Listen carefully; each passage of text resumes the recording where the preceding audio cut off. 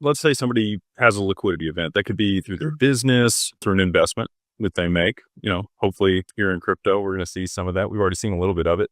There's been a lot of people that made a lot of money on Bitcoin or ETH or Solana, other things. And, if they have this in their personal name or they don't have some type of construct around it, talk a little bit about the consequences that can go along with that. Like, is it just huge tax implications? Are they opening themselves up to creditors and lawsuits? Like, what are the downsides to not getting this right? So the answer is it's a little bit of all of that, Jake, that you just mentioned. The more wealth you accumulate, the more prominent you become, the greater the threats to that wealth become. And that's just the way of the world. And so I'll break it down into two categories. You hit the nail on the head with the first one. So today I'm going to speak about asset protection and tax protection, which are very different things. Getting back to that asset protection. So that's what we would refer to as, you touched on it, creditors, judgments, liens, frivolous lawsuits, things like that. And it's a reality of the world that we live in that, again, just as I said, as you accumulate wealth and more people become aware of that wealth, those things are simply going to become more prominent. And many of them are frivolous.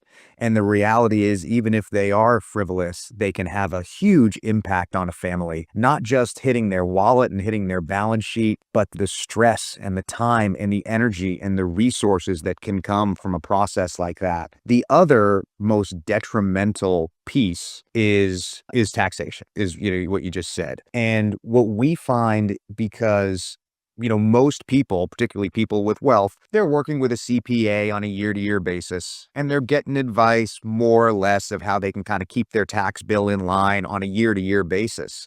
But in my experience and what I've seen, where the damage is really done is when assets are passing from generation to generation. It's that estate tax liability